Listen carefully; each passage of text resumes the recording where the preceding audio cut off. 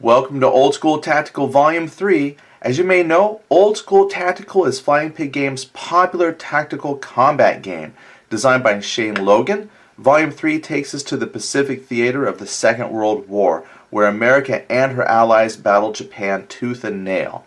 The Japanese were a tough, devoted enemy, and Volume 3 depicts this toughness as well as the amphibious landings, jungle fighting, and brutal combat that characterized this theater of war. What I'm going to do is show you briefly what a game looks like to set up and play.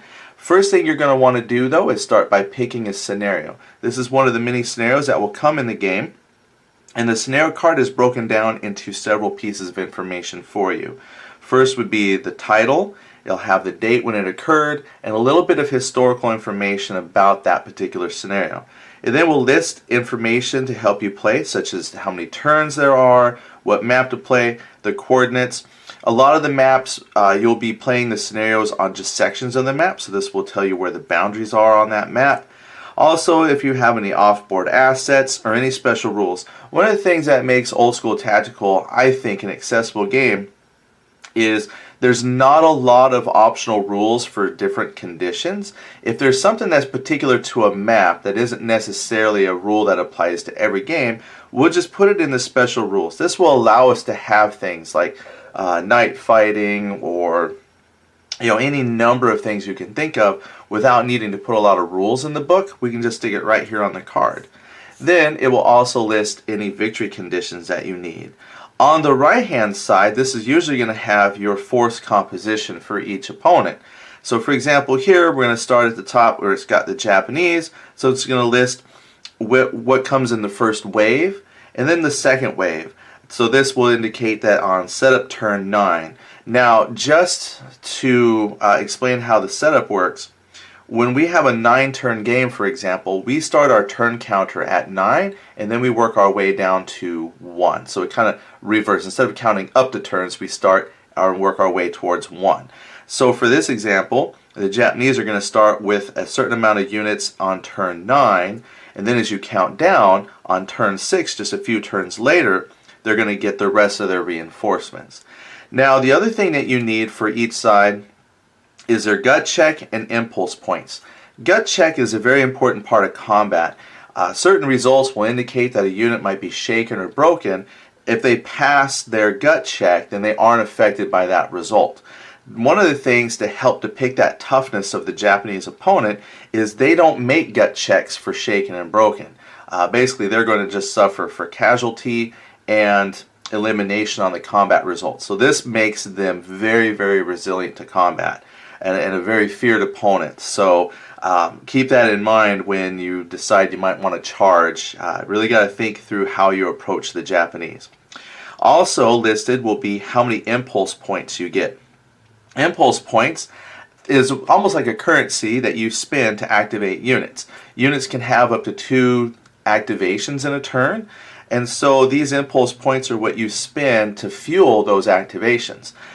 This makes the game very challenging at times because you might not get as many impulse points as you need to activate and move all of your troops or to conduct combat.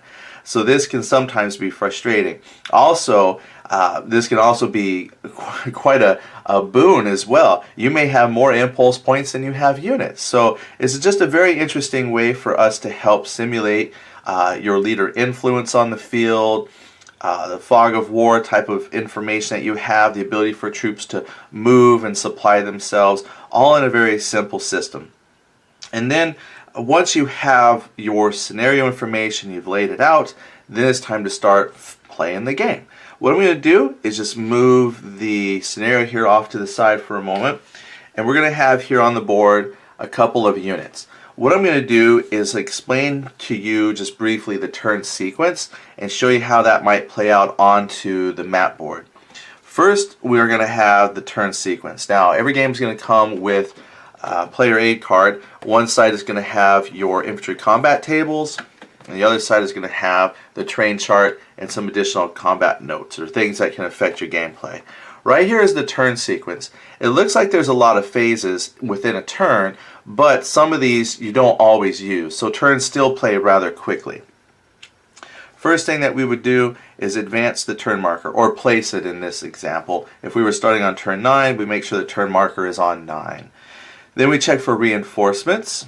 Then you can attach leaders or weapons. So throughout the game, during this phase, you can actually assign leaders from one squad to another, or move weapons from, say, a broken squad to a not broken squad. But you can only do that once in a turn at the beginning. Then you make any adjustments for smoke counters. Check for any scenario rolls in case there are any special rules that need to be accounted for. You also have free rally and bog checks at the beginning. Not only can you rally units throughout the game by using impulse points, but at the beginning of the turn we give every person a chance to either rally troops or make bog checks to see if they can get stuck vehicles unstuck. Then we would check for initiative.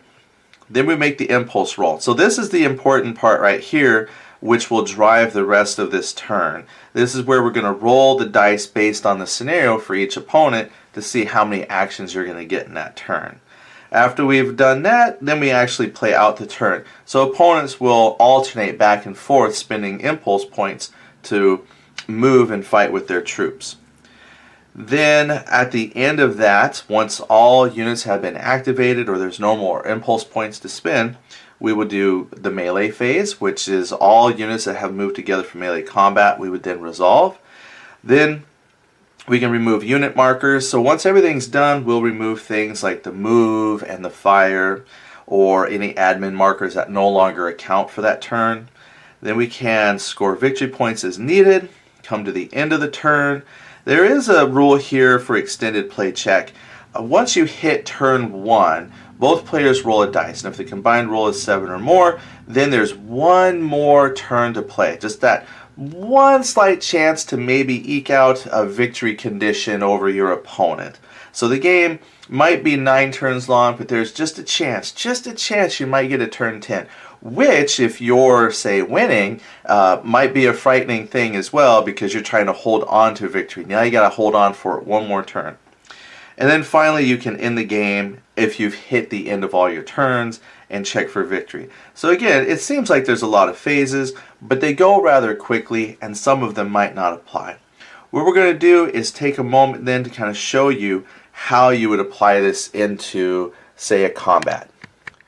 For just a simple showing of the game, I've brought out a couple of units. We have a Japanese unit and a Marine unit. Now if I was following the turn sequence, I would advance the turn marker if necessary. I would check for reinforcements, attach leaders or weapons, which we have none, check for smoke, make scenario rolls. We would do an initiative roll. And I rolled ahead of time, and I know that my Japanese forces have the initiative. Now the next thing it says is the impulse roll, and that's where we would check our scenario sheet just briefly. And I know that the Japanese have to make a 3 dice 6 plus 3, and the Marines make a 3 dice 6. So if I had this on the game board here, for example, I'll just roll my 3 dice 6 plus 3 for the Japanese. Lost 1. So I'd have a total of 13 impulse points for the Japanese player, which I would mark on the game board. Oh, I have to add 3 to that, so 14 plus 3 is 17. Then the Marines were 3 dice 6, and they would have, the Flying Pig is a 1, so 1, 4, they'd have 8. So as you can see, the Japanese player has an advantage in activations for this particular turn.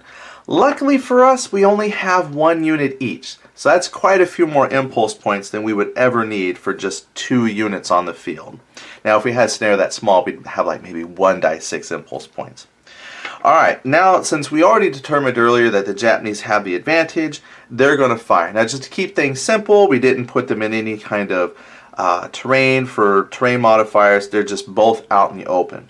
So what we would do is you would compare your combat value versus the defense of the unit, which is here in the middle. So every unit has a little bit of defense. That could be from their training. They know how to hide, take advantage of the ground cover, and you would add to that any additional terrain modifiers, which we have none since both of these are in the open.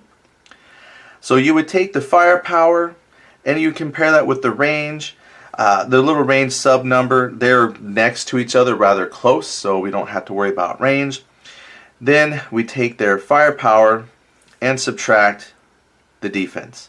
So 3 -4 would be a -1. So the Japanese unit, even though they're fighting out in the open here, the Marine unit does a pretty good job of covering themselves up. So what we would do is look here on this combat table for the infantry, and since we would look to see if we had any die roll modifiers. We're not adjacent, it's not melee, it's not degraded, nobody is shaken, it's not intensive fire, so we wouldn't modify firepower. Any die roll modifiers, if the person was moving, if they had an attached leader, if they had height advantage, ambush, shaken, if they're elite, any of these could possibly apply, but they don't in our case. This is just as simple could be. So what we would do then is on that -1 table, I would roll 2 die 6 like that, and a 10. That's actually a really good roll. Even on a -1 column here, I would just simply go 10, come across here, and it says casualty and shaken. Basically, the little note here on the side tells me casualty. Casualty, you don't have to make any kind of gut check for. Casualties apply. So some people were wounded in that attack. Now the S means there's a chance. Oh wait, I gotta look at the 10. Oh, it's just a C. Whew, I was gonna give them extra damage here. So C just means casualty. So what we would do to indicate that we had casualties is we would flip that unit. Now because the Japanese unit had fired, what we would do is put down a marker indicating that they have fired. Now since they get 2 activations, that means they could fire again or move. You can only move once in a turn, but you could fire twice. And then on their second activation, we could flip that to used. So for now, we'll just leave that on, fired, as a reminder that they've done 1 activation. The American unit, the Marines, since they did take casualties, I flipped them, but technically it would now be the American player's turn to do something. Even though they've taken some casualties, they definitely want to fire back. So we would do a similar process. We compare firepower to defense. Now even though they've taken some casualties, they still have a 3 for their attack strength, and the Japanese player has a 3 on the defense. So even though they've taken a little bit of damage, they are going to roll on pretty good odds, a little bit better than the Japanese player had. So they're rolling on the 0 column. So again, we're going to roll 2 die 6, which I have right here.